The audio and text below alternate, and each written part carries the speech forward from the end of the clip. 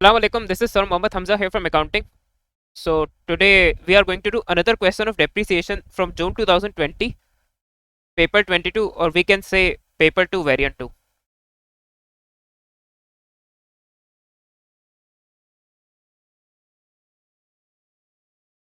तो वैसे तो मैं डेप्रिसिएशन पे पास पेपर वीडियोस कर चुका हूँ, लेकिन इस क्वेश्चन को करने का मेन रीज़न ये है कि अगर पार्ट एक्सचेंज टेस्ट हो जाए, क्योंकि जून 2022 में भी जब पार्ट एक्सचेंज का क्वेश्चन आया था तो मेजोरिटी स्टूडेंट्स को बहुत प्रॉब्लम हुई थी और उनकी इतनी प्रैक्टिस उसको लेके अच्छी नहीं थी, तो वो जैसे एंट्रीज वगैरह भूल भी गए थे पार्ट एक्सचेंज की। तो पार्ट एक्सचेंज से एक्जैक्टली कैसे डील करना है उसके लिए एक मैं शॉर्ट क्वेश्चन सॉल्व कर रहा हूँ। बाकी जो एस्पेक्ट्स है डेप्रिसिएशन के वो दूसरे पास पेपर के वीडियोस में कवर हो चुके। Q Limited is a small wholesale business. It reduces the reducing balance method of depreciation to depreciate delivery vehicles. Explain one advantage and one disadvantage of business of using the reducing balance method of depreciation. तो एक benefit देखिए इसका ये है,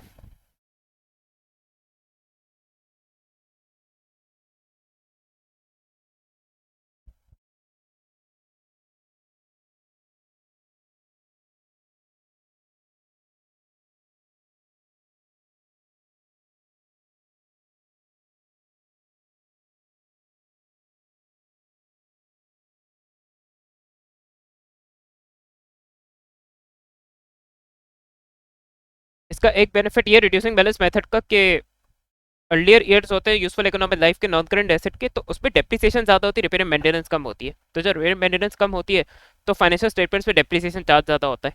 और later years में क्योंकि net book value decrease होती रहती है इन एवरी सब्सिक्वेंट ईयर, तो उसकी वजह से डेप्रिसिएशन चार्ज डिक्रीज हो जाता है लेटर ईयर्स में। और लेटर ईयर्स में रिपेयर मेंटेनेंस कॉस्ट इंक्रीज हो जाती है। तो जब एक एक्सपेंस इंक्रीज हो जाता है तो दूसरा डिक्रीज हो जाता है। तो एक फेयर या even amount of expense charge होगा in the income statement due to reducing balance method.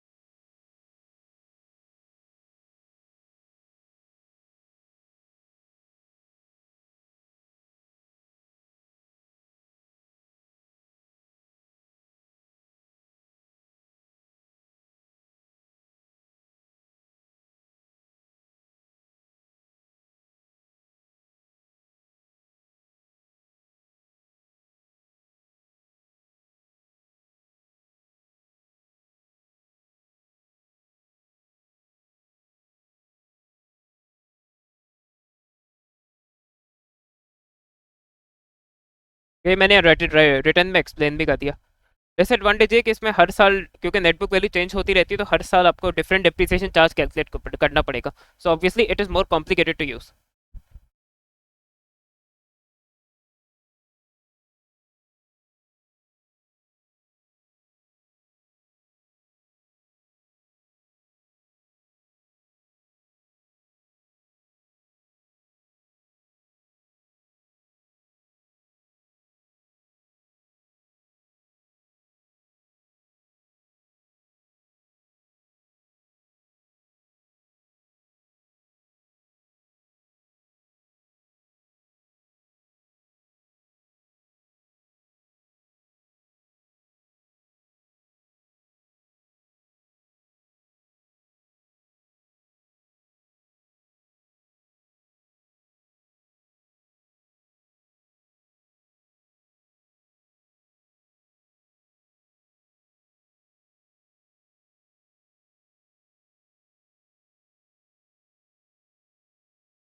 Delivery vehicle was purchased on 1st January 2018.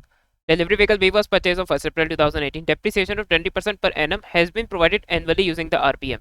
A full year's depreciation is charged in the year of acquisition and none in the year of disposal. Acquisition means purchase.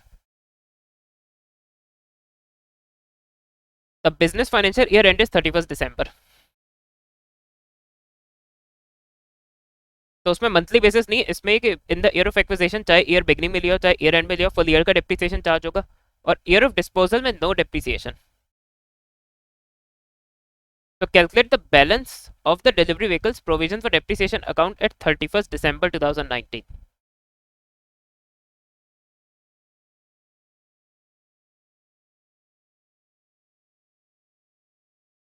Marks 4 है, तो उस पर से direct बस balance चाहिए, तो हम calculation ही करेंगे. Obviously we are not going to prepare a T account.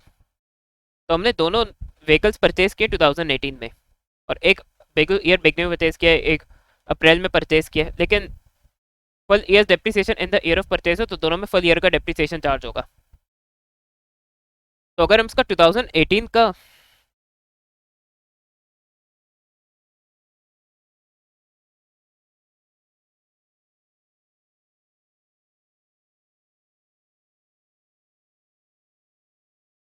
तो अगर हम 2018 का एक्यूमुलेटेड डेप्रिसिएशन कैलकुलेट कर ले, वो 2019 का ओपनिंग हो जाएगा. तो पहले हम यही काम कर लेते हैं यहाँ.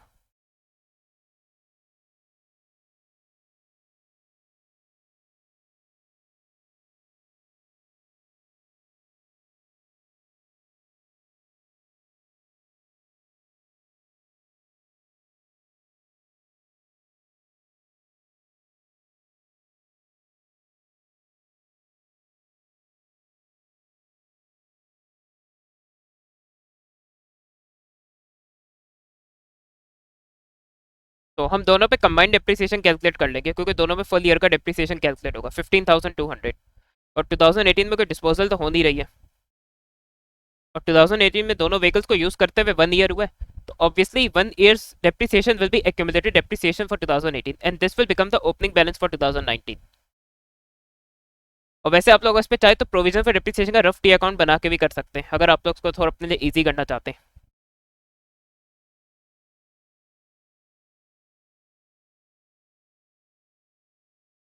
तो इसका ओपनिंग बैलेंस हो जाएगा 15,200. लेकिन 2019 का बिगनिंग में क्लोजिंग बैलेंस चाहिए, तो हमें 2019 की भी इस पे डेप्रिसिएशन चार्ज कैलकुलेट करनी होगी. अब 2019 देखे इन दोनों व्हीकल्स का सेकंड ईयर होगा, तो ईयर ऑफ परचेज में तो कॉस्ट पे डेप्रिसिएशन चार्ज करना पड़ता है रिड्यूसिंग बैलेंस में भी, क्योंकि उसमें नेटबुक वैल्यू सच होती नहीं है. लेकिन अब सेकंड ईयर में नेटबुक वैल्यू पे चार्ज होगा.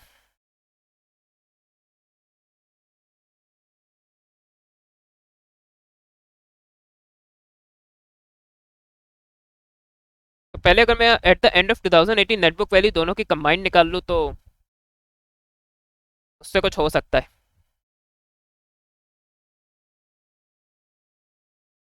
36 प्लस 40 76,000, दोनों की कंबाइंड कॉस्ट 76,000 है. उस पर से एक साल का एक्यूमुलेटेड डेप्रिसिएशन 15,200, तो हमें नेटबुक वैल्यू मिल जाएगी 60,800.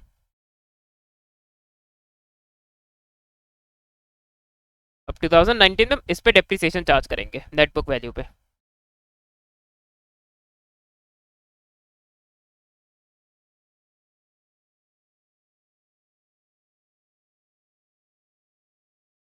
60,800 पे 20% अप्लाई कर देंगे,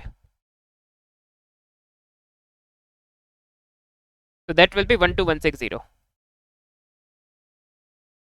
और इवन 2019 कोई डिस्पोजल नहीं हो रहा, तो उस पर अगर हम charge for the year add कर दें,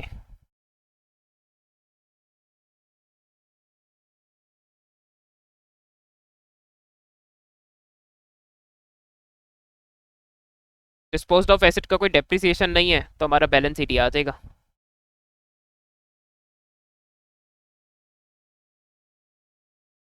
तो 15,200 प्लस 12,160, 27,360.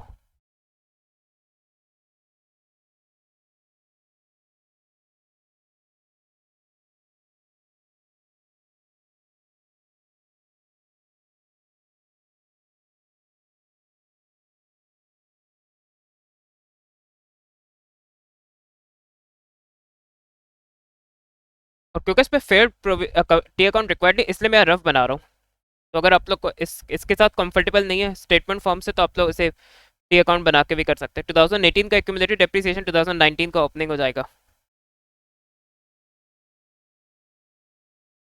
2019 का जो डेप्ट चार्ज है वो इनकम स्टेटमेंट में डेबिट होगा या क्रेडिट होगा। एंड तो इवन रफ टी अकाउंट पे तो फुटिंग करने की भी जरूरत नहीं है और एब्रीविएशंस भी यूज करें। अगर रफ टी अकाउंट बना रहे तो उसे रफली बनाए ताकि आप लोग का टाइम सेव हो। यानी कि उसे प्रॉपर प्रेजेंटेशन के साथ रफ टी अकाउंट बना रहे, उसमें एब्रीविएशंस यूज करो, उसमें ऐसे फुटिंग भी ना करें, तो आप लोग का टाइम बचेगा। 27360।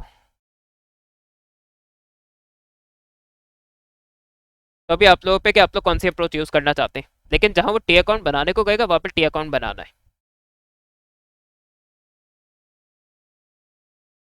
On 1st Feb 2020, delivery vehicle C was purchased at a cost of 38,000. Delivery तो vehicle C की cost 38,000 है। Delivery vehicle B was sold in part exchange for delivery vehicle C. A check for 30,000 was paid on that date in full settlement of the amount remaining after part exchange. तो हाँ, ये मैंने lecture video में नहीं explain किया है part exchange, क्योंकि एक माइनर सा कॉन्सेप्ट है जो कि मुझे उस लेक्चर वीडियो बनाते हुए लगा कि दिस क्वेश्चन में part exchange test too, it's better to explain part exchange with that question. Prepare the delivery vehicle cost account. तो पार्ट एक्सचेंज से देखिए सर, आपका प्रोविजन और डेप्रिसिएशन में कोई इफेक्ट नहीं आता, वो वैसे ही बनता है। जो माइनर डिफरेंसेस हैं वो आपके कॉस्ट के अकाउंट में, डिस्पोजल के अकाउंट में आते हैं। तो यहाँ वो फिलहाल अभी कॉस्ट अकाउंट बनवा रहे हैं।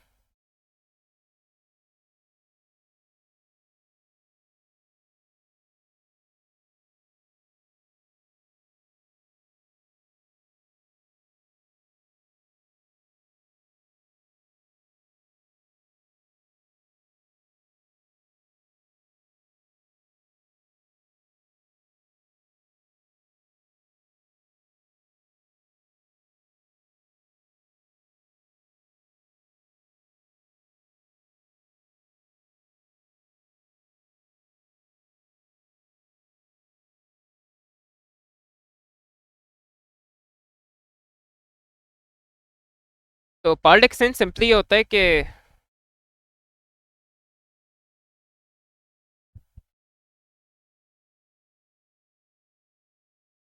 अगर हम किसी पुरानी चीज को एक्सचेंज करें नई चीज खरीदने के लिए, या जो आपने उर्दू में सुना पुराना दे नया ले, तो सिंपली वो पार्ट एक्सचेंज होता है। तो देखिए यहाँ तो अब हमने इसमें किया क्या कि डिलीवरी व्हीकल सी को परचेज करने के लिए डिलीवरी व्हीकल बी को एक्सचेंज किया, यानी डिलीवरी व्हीकल बी दे के डिलीवरी व्हीकल सी परचेज की। तो इसमें होता है कि अगर हम कोई पुराना नॉन करेंट एसेट नए के लिए एक्सचेंज करें तो हमें कुछ डिस्काउंट मिलता है न्यू नॉन करेंट एसेट को परचेज करने में। तो और आप लोग यहाँ देख भी सकते हैं कि व्हीकल सी की प्राइस जो है ये कॉस्ट 38,000 है, but we have only paid 30,000 for the vehicle C. तो इट मीन्स हमें कुछ डिस्काउंट मिला है। तो उस डिस्काउंट को हम कहते हैं पार्ट एक्सचेंज वैल्यू, या ट्रेड इन अलाउंस, या part exchange allowance, multiple names है।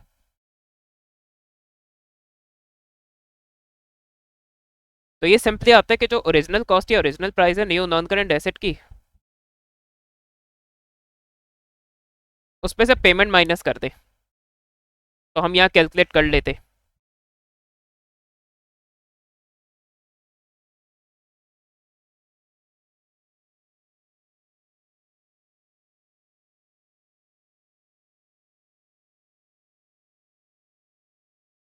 ओरिजिनल कॉस्ट व्हीकल सी की 38,000 है, व्हीकल सी के लिए हमने पेमेंट सिर्फ 30,000 की है।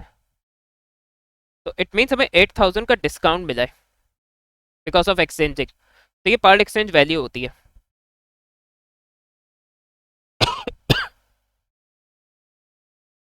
बाज़ औक़ात वो पार्ट एक्सचेंज वैल्यू दे देगा, उसके बेसिस पे आपको या तो उसकी ओरिजिनल प्राइस कैलकुलेट करनी पड़ सकती है, या उसके लिए पे कितना किया वो कैलकुलेट करना पड़ सकता है।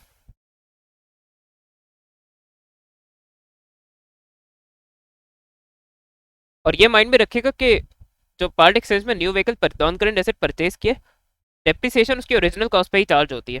तो हमें कॉस्ट अकाउंट में इस व्हीकल सी को इस तरह रिकॉर्ड करना है कि उसकी ओरिजिनल कॉस्ट पे डेप्रिसिएशन चार्ज हो। ये भी कॉस्ट अकाउंट में मिस्टेक नहीं करनी कि 38,000 को एक साथ इस डिलीवरी व्हीकल सी की कॉस्ट रिकॉर्ड कर दिया। 38,000 को आप लोगों को ब्रेकअप में शो करना होगा, क्योंकि कुछ तो उसके लिए पे किया, बाकी डिस्काउंट मिला है। Because of exchanging the delivery vehicle B. तो अब इसको कैसे करते हैं यहाँ मैं इलस्ट्रेट कर देता हूँ।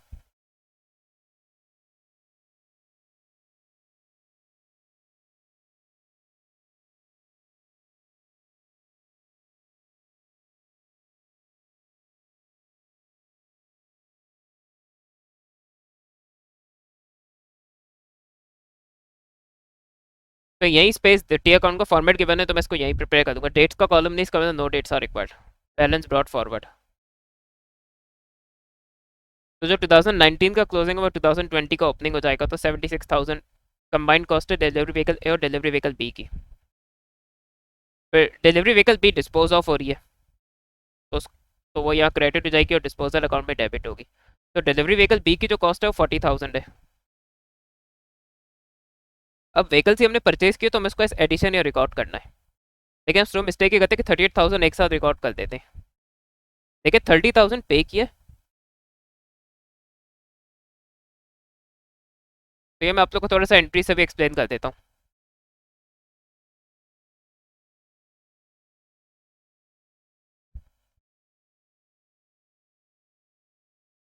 तो नॉन करंट एसेट के अकाउंट में 30,000 डेबिट होगा, बैंक में 30,000 क्रेडिट होगा, और 8,000 जो वो डिस्काउंट है जो कि पुराने नॉन करंट एसेट की वजह से मिला। तो वो 8,000 ऑब्वियसली नॉन करंट एसेट की कॉस्ट का पार्ट है, तो वो नॉन करंट एसेट के अकाउंट में डेबिट होगा। और ये जो ट्रेड एंड अलाउंस है पार्ट एक्सचेंज वैल्यू जो डिस्काउंट है डिस्पोजल अकाउंट में क्रेडिट होता है। अब इसका रीजन पता है क्या है?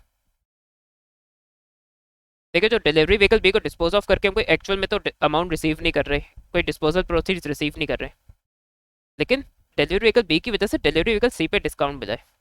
तो पार्ट एक्सचेंज में जो trade and allowance part exchange value या पार्ट एक्सचेंज अलाउंस होता है, यही जो डिस्काउंट मिला है, this will be treated as a disposal proceed for delivery vehicle B. लेकिन ये बैंक की वजह ऑब्वियसली कॉस्ट अकाउंट में डेबिट होगा, क्योंकि हमें कॉस्ट के अकाउंट में पूरा 38,000 रिकॉर्ड करना है और उसे हमें प्रॉपर ब्रेकअप में रिकॉर्ड करना होगा। अभी मैं आपको क्वेश्चन सॉल्व करने के बाद मार्क्स स्कीम भी दिखाऊंगा।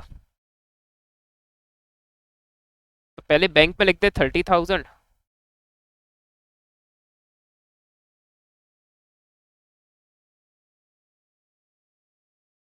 Disposal account 8,000।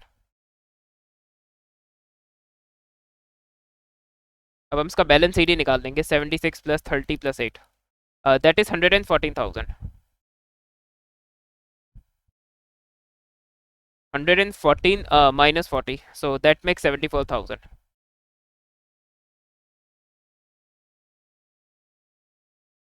बैलेंस सीडी को एज बैलेंस बीटी जरूर शो करे, इसका एक मार्क्स होता है नेक्स्ट ईयर में। तो मेन कॉस्ट अकाउंट में इसको लेके केयरफुल करना है। 38,000 आप एक साथ लेंगे तो बैलेंस सीडी तो सही आ जाएगा, लेकिन इसके आप लोग एक दो मार्क्स लूज कर देंगे जो ब्रेकअप दिखाना है because of the part exchange. और डिस्पोजल अकाउंट वैसे रिक्वायर्ड नहीं है इस क्वेश्चन में, बट पार्ट एक्सचेंज के जो डिफरेंट ट्रीटमेंट्स होते हैं वो एक तो कॉस्ट अकाउंट में होता है और एक डिस्पोजल अकाउंट में होता है। तो मैं आपको डिस्पोजल अकाउंट भी प्रिपेयर करके दिखाता हूँ ताकि आप लोग को कॉन्सेप्ट क्लियर हो जाए।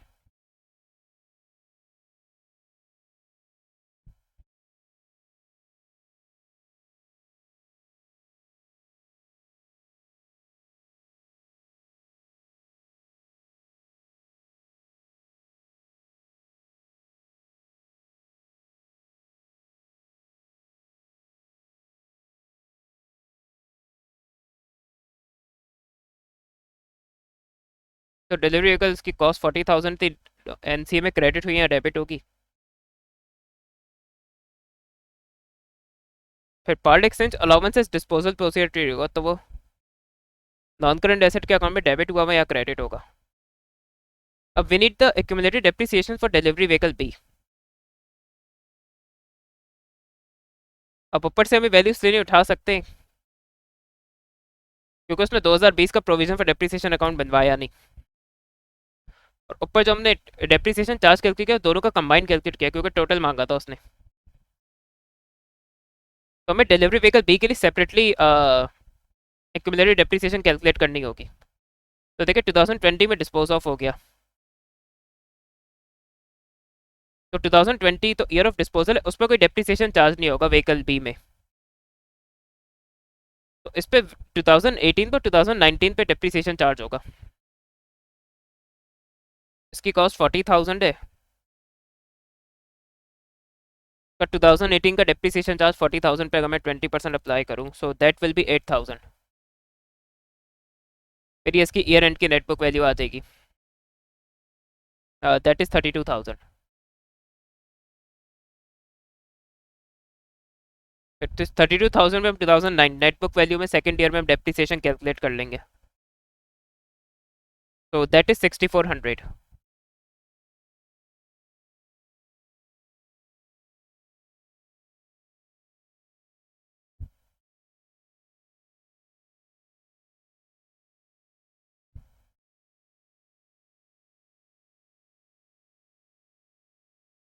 तो अगर मैं 8,000 और 6,400 को कंबाइन कर लूँ, तो व्हीकल बी का डेप्रिसिएशन आ जाएगा 14,400।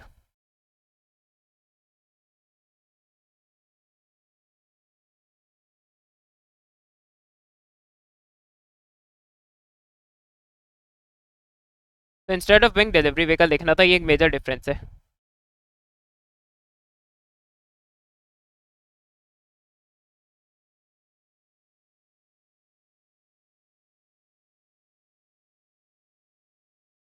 डिस्पोजल अकाउंट बनाने का पर्पज है कि आप लोगों को क्लियर हो जाए पार्ट एक्सचेंज से कैसे डील करना है। ऑब्वियसली डेबिट साइड ग्रेटर है, तो it means loss on disposal है। तो 40,000 माइनस 14,400 माइनस 8,000, तो 70,600 का लॉस है।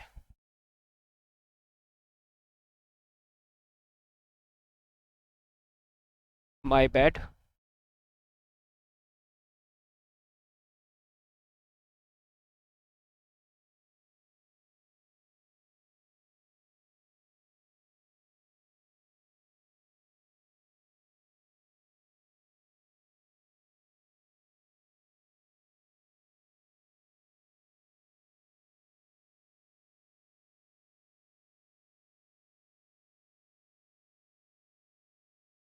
Substitute to other depreciating technological obsolescence or technological advancement.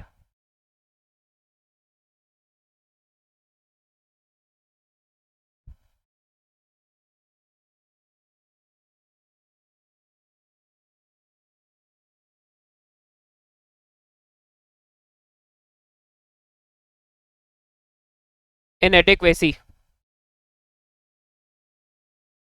Non current asset sufficient नहीं है, गुड इनफ नहीं है अब फॉर जनरेटिंग बेनिफिट। तो आई होप सो आप लोगों को पार्ट एक्सचेंज का कॉन्सेप्ट इससे क्लियर हुआ होगा।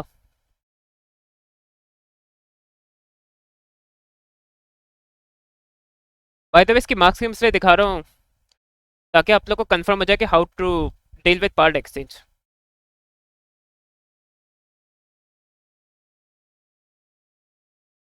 अभी आप लोग देख सकते हैं। बाय द वे मैंने 2018 में एक इसलिए स्किप किया टू सेव द टाइम, क्योंकि मेन जो है वो 2020 में क्या करना था वो मैटर करता है पार्ट एक्सचेंज के लिए, इससे मैंने सिर्फ 2020 का कॉस्ट अकाउंट बनाया था। तो आप खुद देखें, 30,000 बैंक से पे किया तो उसमें बैंक का रेफरेंस है, और 8,000 के साथ डिस्पोजल का रेफरेंस है, क्योंकि फिर ये 8,000 डिस्पोजल अकाउंट में इस डिस्पोजल प्रोसीड क्रेडिट किया जाएगा।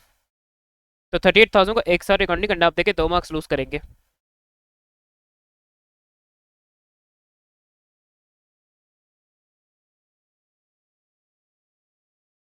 तो लेसन से नेटिक वैसी।